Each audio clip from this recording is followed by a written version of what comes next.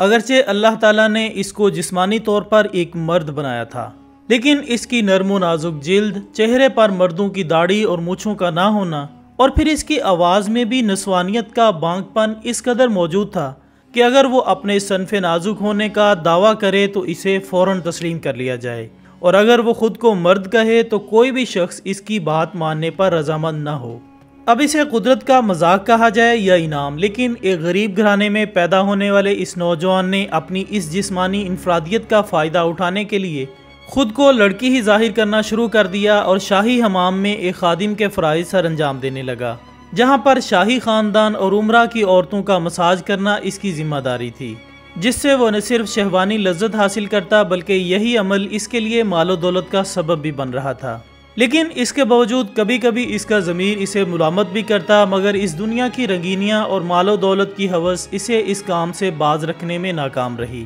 اور پھر ایک دن ایک ایسا واقعہ رونما ہوا جس نے اس کی زندگی کی کایا ہی پلٹ کر رکھ دی، جس کے بعد اس نے وہ مثالی توبہ کی کہ پھر کبھی اس حمام کا رخ نہ کیا، اور جب اس نے ایک زمانے کے بعد شاہی محل میں قدم رکھا تو اس توبہ کے انعام کے طور پر خود تخت شاہی اس کا منتظر تھا۔ ناظرین، میں ہوں محمد الیاس اور آپ دیکھ رہے ہیں ہمارا یوٹیوب چینل نالج فیکٹری۔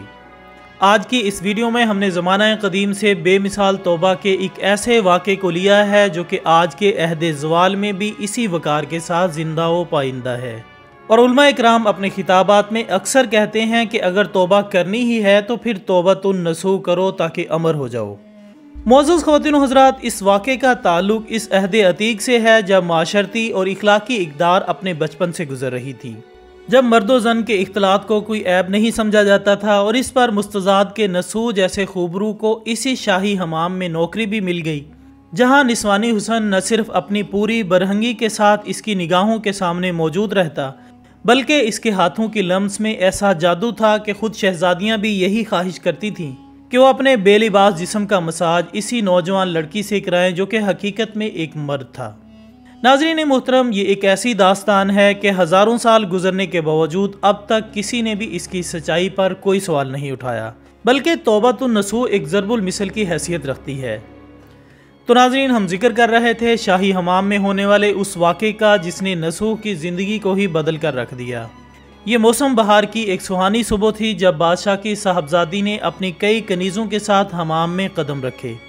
اور غسل کا ارادہ کرتے ہوئے حکم دیا کہ ہمارا مساج کرنے والی پسندیدہ اور نازک اندام کنیز کو حاضر کیا جائے تاکہ ہم غسل سے قبل مساج سے لطف اندوز ہو سکیں۔ جس کے چند لمحوں بعد ہی نصوح نے حاضر خدمت ہو کر اپنا منصب سنبھالتے ہوئے شہزادی کے جسم نازک کو ٹٹولنا شروع کر دیا، اور ایک خاص وقت گزرنے کے بعد شہزادی نے حکم دیا کہ اب ہم غسل کا ارادہ رکھتے ہیں۔ ناظرین، شہزادی جب غسل سے فارغ ہوئی تو اسے اچانک خیال آیا کہ اس کا قیمتی ہار جس کو پہن کر وہ حمام تک آئی تھی اب اس کے پاس موجود نہیں ہے، اور جب اس نے حمام میں موجود عملے کی دیگر خواتین سے اس سے متعلق پوچھا تو سب نے لا علمی کا اظہار کر دیا۔ ہار کی گمشدگی نے شہزادی کو غمزدہ کر دیا اور وہ ہر قیمت پر اپنا ہار تلاش کرنا چاہتی تھی، سو اس نے حکم دیا کہ حمام کو بند کرتے ہوئے کسی کے بھی باہر جانے پر پابندی لگا دی جائے اور ہر ایک کی انفرادی تلاشی لی جائے تاکہ نہ صرف اس کا پسندیدہ ہار اسے واپس مل سکے بلکہ چوری کرنے والی کو بدترین سزا کا حکم بھی سنایا جا سکے۔ اور یہی وہ لمحات تھے جو نصوح کے قلب و جگر پر قیامت بن کر ٹوٹے، اور وہ ایک مخصوص کمرے میں بیٹھا یہ سوچ رہا تھا کہ آج نہ صرف اس کے نسوانی بحروب کا پردہ چاک ہو جائے گا بلکہ اسے بدترین اور اذیت ناک موت کا سامنا بھی کرنا پڑے گا۔ سو اس نے دل ہی دل میں اپنے اللہ کو یاد کرتے ہوئے اس سے یہ وعدہ کیا اور کہا کہ اے میرے مہربان رب، آج مجھے اس ذلت سے محفوظ رکھ، اور میں تجھ سے یہ وعدہ کرتا ہوں کہ اگر تیری رحمت مجھے اپنی پناہ میں لے لے تو اس کے بعد میں ہمیشہ کے لیے اس گناہ آلودہ زندگی سے دور ہو جاؤں گا۔ ناظرین گرامی، حمام کے تمام دروازے بند ہو چکے تھے اور وہاں پر موجود خواتین کی انفرادی تلاشی جاری تھی، جبکہ نصوح بھی دھڑکتے دل کے ساتھ امید و بیم کی کیفیت میں اپنی باری کا منتظر تھا کہ اچانک اس کے کانوں میں یہ آواز گونجی کہ ہار مل چکا ہے، لہٰذا اب باقی تلاشیوں کو روک دیا جائے۔ یہ آواز نصوح کے لیے گویا نئی زندگی کا ایک پیام تھی۔ اس نے محسوس کیا کہ جیسے اسے جہنم کے کناروں سے واپس جنت کی رہنائیوں کی طرف بلایا جا رہا ہے۔ نصوح نے دل ہی دل میں سجدہ شکر ادا کیا اور پھر اس کے بعد حمام سے لا تعلق ہو گیا۔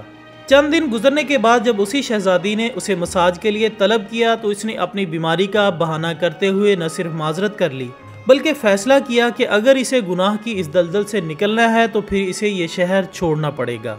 لہٰذا روایات کے مطابق نسو نے وہ دولت جو کہ اس ناجائز اور بدبودار طریقے سے کما رکھی تھی کو غریبوں میں بانٹ دیا اور خود ایک جنگل میں ڈیرا ڈال کر عبادت الہی میں مصروف ہو گیا۔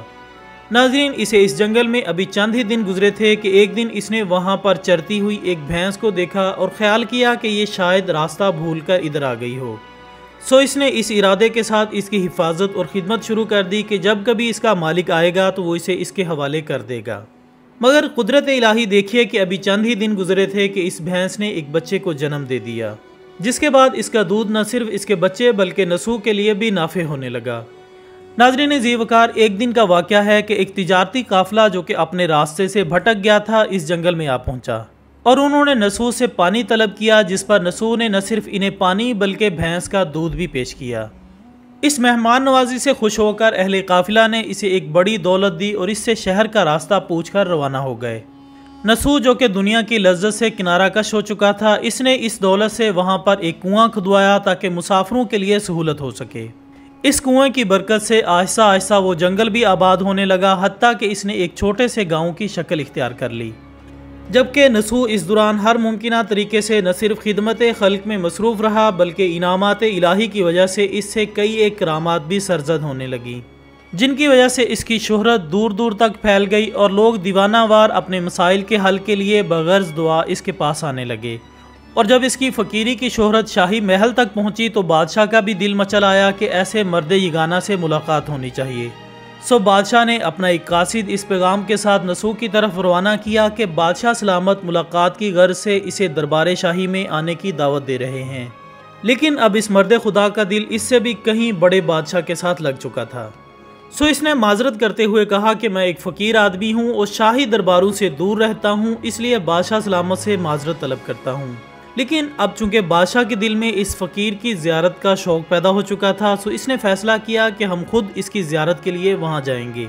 سو ایک شاہی قافلہ جب نسو کے علاقے میں پہنچا تو حکمت الہی کے سبب بادشاہ کی روح قبض کر لی گئی اور یوں نسو ایک دفعہ پھر نہ صرف محفوظ رہا بلکہ بادشاہ کی موت کے بعد لوگوں نے اسے تخت شاہی پر بٹھا دیا۔ بادشاہی کا منصب سنبھالنے کے بعد اس نے شہزادی سے شادی کر لی اور پھر ایک دن جب وہ اپنا دربار سجائے بیٹھا تھا کہ ایک شخص نے اسے آ کر فریاد کی کہ اے بادشاہ سلامت، مدتوں پہلے میری ایک بھینس گم ہو گئی تھی، میں تم سے اس کی تلاش کرنے کا مطالبہ کرتا ہوں۔ جس پر نسو نے اسے کہا کہ تمہاری امانت میرے پاس موجود ہے اور اسے شاہی خزانے سے بہت ساری دولت دینے کا حکم دیا۔ اس کے جواب میں اس شخص نے کہا کہ اے نسو، نہ تو میں انسان ہوں اور نہ ہی وہ جانور بھینس تھی، بلکہ ہم دونوں فرشتے ہیں اور یہ تمہارے لیے صرف ایک امتحان تھا جس میں تم سرخرو ہو چکے ہو۔ یہ کہہ کر وہ شخص غائب ہو گیا اور نسو اللہ تعالیٰ کی مزید رحمتیں سمیٹنے کے لیے اس کے حضور سربسجود ہو گیا۔ تو ناظرین محترم، یہ تھی ہماری آج کی ویڈیو۔ ہم امید کرتے ہیں کہ آپ کو یہ واقعہ ضرور پسند آیا ہوگا۔ اس ویڈیو کو اپنے سوشل میڈیا اکاؤنٹس پر زیادہ سے زیادہ شیئر کر کے ہماری حوصلہ افزائی کیجیے گا اور کومنٹس کی صورت میں اپنی رائے دینا ہرگز مت بھولیے گا۔ ہماری اگلی ویڈیو آنے تک اپنا دوستوں، رشتہ داروں اور گرد و نواح کے تمام لوگوں کا بہت خیال رکھیے گا۔ اللہ حافظ۔